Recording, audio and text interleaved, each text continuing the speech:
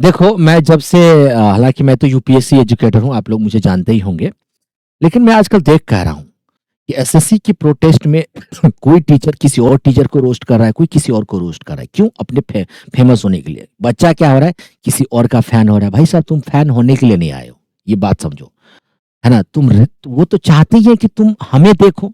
आप क्या कर रहे हो इस रील्स की दुनिया में, है ना, आप अपने आप को खो रहे हो। आप एक्चुअल में reels does not equal to real. आप इस बात को समझो, इस बात को समझो। ये सब आपका इस्तेमाल कर रहे हैं। आप केवल पढ़ाई पे फोकस करिए, है ना? किसी को आप अपना जाने मत बनाइए, है ना? किसी को आप जान से ज़्यादा प्यार मत करिए। जान से ज़्यादा प्यार तो भाई साहब मैं सच बताऊँ आपको, आप मुझे भी मत करो, माँ-बाप को भी मत करो, दोस्त को, किसी को मत कर जब तक तू सिलेक्शन नहीं होता है। इसलिए अपने सिलेक्शंस को पढ़िए, हाँ, है ना? रियल की चीज़ों पे ध्यान मत दीजिए, है ना? इन चीज़ों में कुछ नहीं रखा है। आप क्या, जैसे मान लो ऐसे मान लो कि आप मैथ्स में कोई टॉपिक पढ़ रहे हो, आपको नहीं समझ में आ रही तो उसको पढ़ो, रीजनिंग की चीज़ों को पढ़ो, इंग्लिश की चीज़ों को पढ़ो, जीएस की चीज़ों को पढ़ो। अपने पढ़ाई पे ध्यान दो बच्चों। इन चीज़ों में कुछ नहीं रखा है, ये ध्यान रखना है ना। अगर यही चीज़ करके अगर तुम्हें एसएससी में तुम्हें अगर जॉब मिल जाएगी, तो मैं तो कहूँगा सभी लोग करो, दिन-रात करो, हर घंटे करो, 12-12 घंटे यही करो, फिर ताकि तुमको जॉब मिल जाए। लेकिन ये चीज़ करने से नहीं मिलेगी। ये चीज़ करने से जिनको फ़ायदा हो रहा है, वो अपना काम कर रहा है ना? आपको इनसे कोई फ़ायदा नहीं, इनसे दूर रहो मेरे बच्चे, ये दूर रहो, बहुत जालिम चीज़ें हैं ये, है ना? आप खुद पढ़ाई कीजिए, थोड़ा सिविल सर्विसेज़ के पर्सपेक्टिव से थोड़ा सीरियस होइए, थोड़ा देखिए अपने एथिकल वैल्यू को बढ़ाइए, मॉरल वैल्यू को बढ़ाइए। इन्हें तो कुछ पता ही नहीं है, सच बताऊँ आपको, है ना?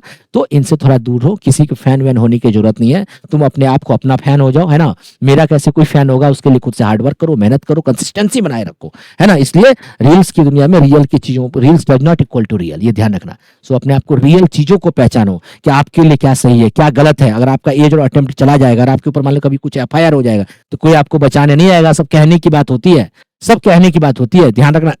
मैं भी जब 11th-12th में पढ़ता था, ये दिल्ली में, शक्तिनगर में, तो हम लोगों ने एक बार जो है ना बस के साथ तोड़-फोड़ किया था, सच बताऊँ, है ना? तोड़-फोड़ मचाया था, है ना? याद होगा आपको, शक्तिनगर से आज़ादपुर की ओर 19 नंबर बस चलती थी, अगर कोई दिल्ली का होगा तो, है ना? 19 प्राइवेट बस, हम लोग बस में चढ़ जाते थे, कहते थे, "ए, स्टाफ है, पैसे क्यों देना, टिकट क्यों लेना?" है ना? तो इस तरीके से ना बहुत सारी लड़ाई हो गई थी। तो उस टाइम भी एफआईआर वगैरह होता, हमें कोई किसी ने बचाने नहीं आया था। शुक्रगुज़ार था कि मेरा नाम नहीं आया था, मैं तो भाग गया था भाई, सच बताऊँ, है ना? जिन बच्चों का नाम आया था, है ना, फिर उनके साथ बहुत सारी सिचुएशन क्रिएट हुई, बहुत सारी। तो इन सब चीज़ों से बचो, है ना? कुछ नहीं रखा है, पढ़ाई करो, है ना? पढ़ाई करो, पढ़ाई आपकी जवानी बना सकती है।